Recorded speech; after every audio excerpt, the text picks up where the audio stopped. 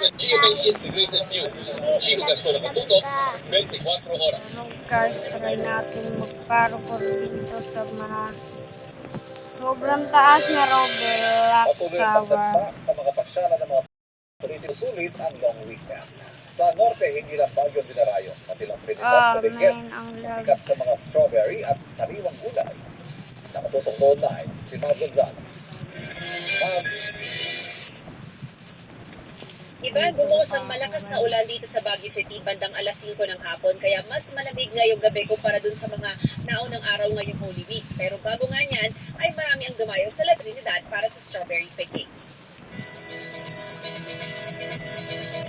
Sikat na side trip mula sa Baguio City ang La Trinidad Benguet. Kalahating oras lang ang biyahe kaya maraming bumisita rito kanina. Sa entrance pa lang, pila na ang nagpapalitrato sa higanting strawberry. Tanawin ang Brownwood sign mula sa farm na inspired ng Hollywood sign sa Amerika.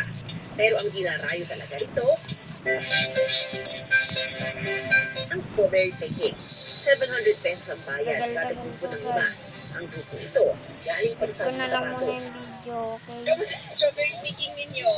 First time. Ngayon guys, nandito na ako sa Yes po, 139 medyo level. mainit na lang pero okay lang naman. Enjoy. Nakainin na nga ako eh.